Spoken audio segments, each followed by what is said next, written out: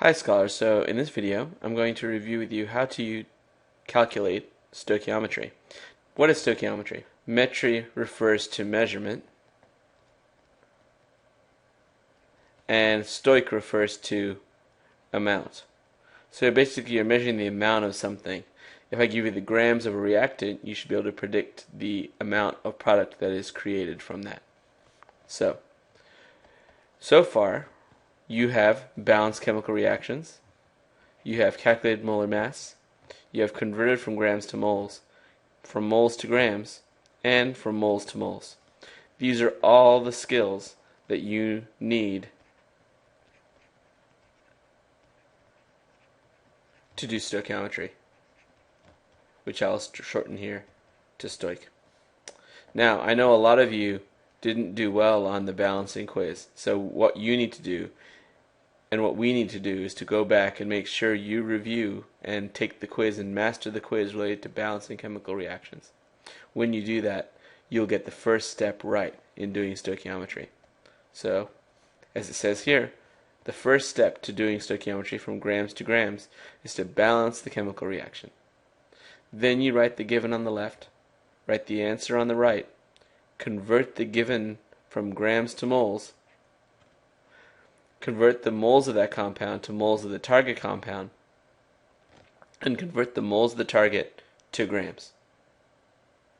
So, if I give you a chemical reaction here, what we're doing is, if I give you the grams of hafnium, first you have to convert to moles.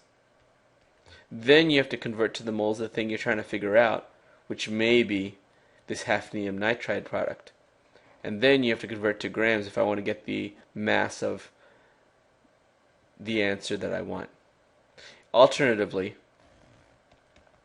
I could give you, after I give you the grams of hafnium, you figure out the moles of hafnium, and then if I asked you for the amount of nitrogen that's required to react with the hafnium, you would solve for the moles of nitrogen and then the grams of nitrogen. What you can't do in one step is this. You can't go from grams to grams automatically in any way. So because those pathways don't exist, the interaction between the molecules, between the chemical species, happens at the molecular level, which means you have to convert to moles first, which is, remember, a representation for a number of chemical species in a certain mass of that species. Okay, so let's do a sample problem. First I'm going to balance the chemical reaction. You see on the right side here I have 3 HFs, and on the left I have 1, so I'm going to put a 3 in front of the hafnium on the reactant side. I see I have 4 nitrogens on the product side, and I only have 2 nitrogens on the reactant side, so I'm going to put a 2 in the front there. At this point we see that all the atoms are balanced between the reactant side and the product side, and I fill in a 1 for the remaining coefficient. Okay, so after you balance the chemical reaction, you see you have to write the given on the left side. So 3.05 grams of HF. The next step is to write the answer on the right. So I'm going to write it down here so I don't run out of space. Grams of HF 3 and 4. Okay. Now, the next step is convert the given grams to moles. Now notice here, if I have given the grams, I need to convert to moles of that same chemical. So, I write grams on the bottom to cancel it, I write moles on the top, and I put HF here, because that's where I'm trying to find the molar mass of. Next, it says, convert the moles of that compound to moles of the target compound. So, what I call this step is the mole to mole step. You're canceling moles of HF to get moles of the product. Moles of HF 3 and 4. So, notice, first step is grams to moles, next step is moles to moles. But where I am in this diagram is I've gotten to here. I've gotten to moles of the hafnium nitride product. I need to get to grams because that's what the problem tells me to solve for. So you see here, the last step is convert from the moles of the target to grams. So I cancel out the moles of the hafnium nitride product, which I'm going to squeeze in right there, and I'm going to grams of the hafnium nitride product. So that tells me to write the molar mass up here for the hafnium nitride product and the mass of the hafnium down here. So we use our periodic table to do the molar mass calculations. So based on the periodic table, we know that the mass of the hafnium is 178.49. And the molar mass of HF3N4 is 591.51. Now all we need to fill in is this mole to mole ratio. So you look in front of moles of HF3N4 and you see there's a 1 as the coefficient. So we put a 1 there. And we see the coefficient in front of HF is 3, so I'm going to put a 3 there. So I bring out my calculator. I'm going to show you this calculation. Basically what I'm going to do is I'm going to take the 3.05 grams divided by 178.49, divide it by 3, and multiply it by 591.51. I could multiply by 1 here, I could multiply by 1 here, or I could divide by 1 here, but of course multiplying by 1 and dividing by 1 gets us the same answer. So I'm going to do that calculation.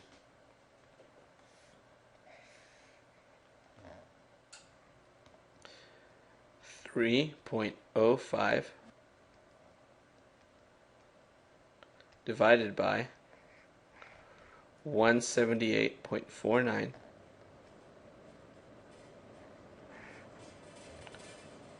divided by 3 times 591.51. Again, if it's on the top of the fraction, multiply. If it's on the bottom of the fraction, divide.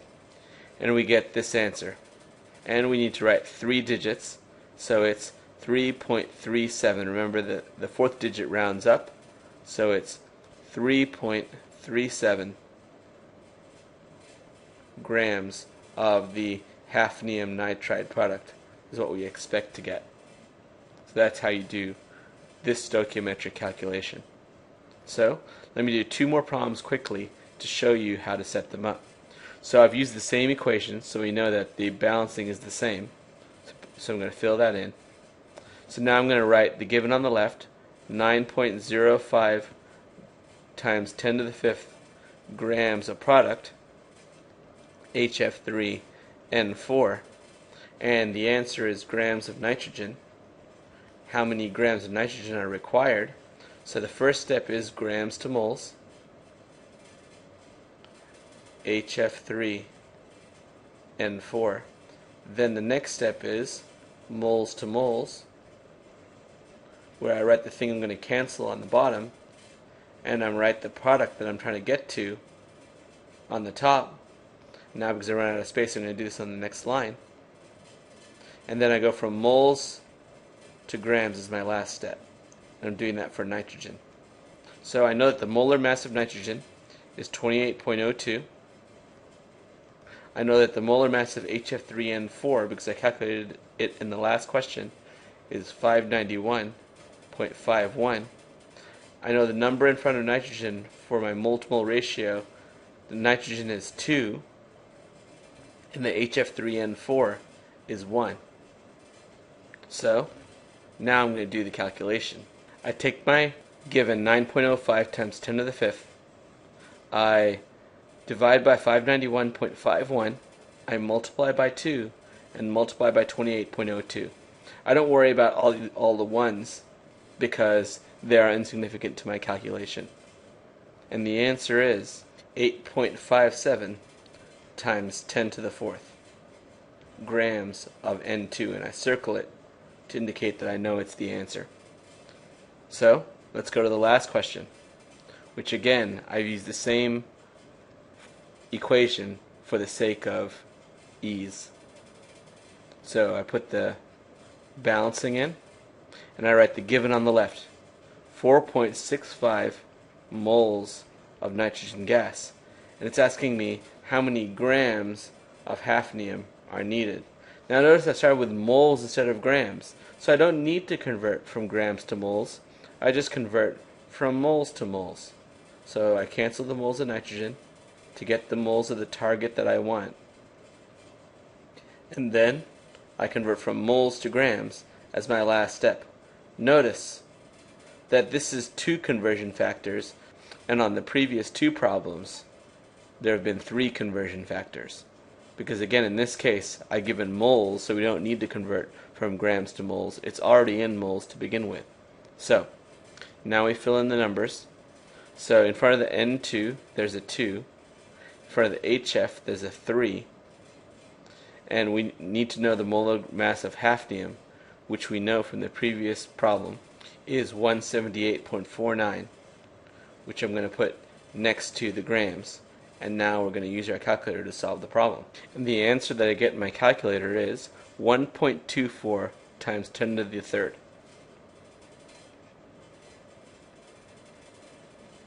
Grams of HF. And then I circle my answer, and I'm done. So, in review, the thing to remember is these steps, and as you do some of the practice problems that are on the worksheets, you'll see that the first step is to balance the chemical reaction. The second step is to write the given on the left, to write the units of the answer on the right, convert the given from grams to moles, then moles to moles, and then the last step is moles to grams. Now this is only the case when the given is grams and you're trying to get grams. If you're given moles, then it's one less step. You don't have to convert from grams to moles. If the answer is in moles, then you don't need to do this last step, because the answer will be in moles after you do steps 4 and 5. Again, this will come with practice, and please do well, because remember, in the end, when you master this quiz, you're definitely going to pass the class, or jump your grade by at least 1 if you're getting a D, C, or B, or you're going to be able to strengthen your A. So, good luck, and please ask lots of questions. Bye.